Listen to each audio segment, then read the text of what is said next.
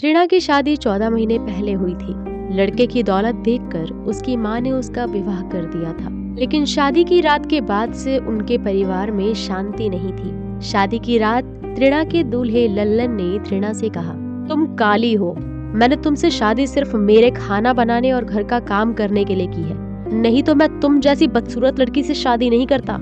शादी के 14 महीनों के दौरान ऐसा एक भी दिन नहीं था जब लल्लन ने तृणा को मारा नहीं था। एक दिन बुरी तरह पीटे जाने के बाद उसने अपनी माँ को बताने का फैसला किया। तृणा ने अपनी माँ को फोन किया और सारी बात बताई। सब कुछ सुनकर उसकी माँ ने उससे कहा, ये तो कुछ भी नहीं है, पति के साथ घर करना है तो बहुत कुछ सहना पड़ता है, एक बच्चा हो जाने दो, फिर देखना सब ठीक हो जाएगा और अपनी परिस्थिति तुमको खुद संभालनी है बेटी। यह सुनकर तृणा कुछ नहीं बोली। अगली सुबह लल्लन ऑफिस जा रहा था। समय पर टेबल पर घड़ी और चाय न मिलने पर लल्लन ने तृणा को कस के 2 थप्पड़ मारे और कहा, मैंने तुम्हें किस लिए रखा है, तुम एक काम ढंग से नहीं कर पाती, और वो क्या है, और चाय को भी खुद की तरह काला बना दिया है। कुछ देर बाद तृणा का फोन आया। उसने फोन लिया और देखा कि उसकी बहन ने उसे फोन किया है। तृणा, वो शैतान लल्लन रोज तुझ पर हाथ उठाता है, क्या ये सच है? तृणा ने उत्तर दिया, हाँ दीदी, वो मुझे अक्सर मारता है। तृणा की बहन ने ये सुनकर कहा, तुम्हें उस परिवार में इतनी दर्द के साथ रहने की कोई जरूरत नहीं है, तुम उसे तलाक दे दो, और अब तुम अकेली हो, कल बच्चा हो जाने के बाद तुम उसके साथ अकेली कैसे रहोगी? ये सुनकर तृणा ने दीदी से कहा, दीदी तुम मुझे फिर कभी कॉल मत करना। फिर कॉल कट गया। कुछ दिनों बाद लल्लन घर पर था। उस समय तृणा की बहन ने तृणा के फोन पर एक मैसेज भेजा।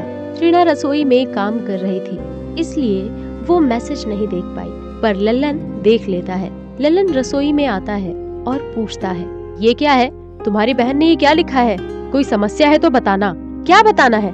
ये कहकर उसने अपनी बेल्ट खोली और तृणा को मारने लगा।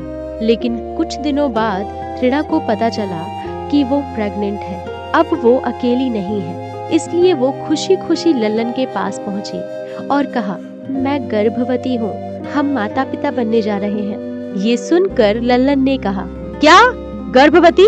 तुम्हें गर्भवती होने के लिए किसने कहा? क्या मैंने कहा? तुमने दवा क्यों नहीं खाई? मैं तुम्हारी काली बदसूरत चेहरे के साथ बच्चा नहीं पैदा करना चाहता।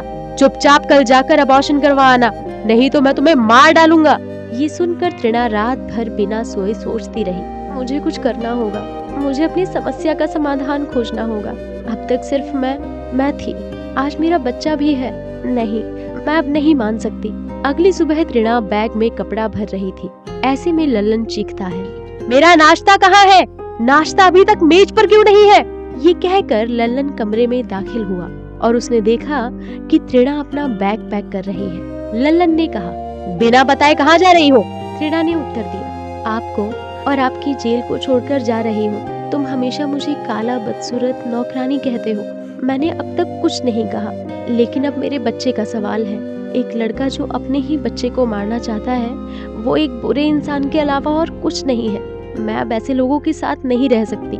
ये सुनकर लल्लन ने कहा, मैं देख रहा हूँ कि तुम्हारे पंख बहुत उगाए हैं, खड़े हो जाओ।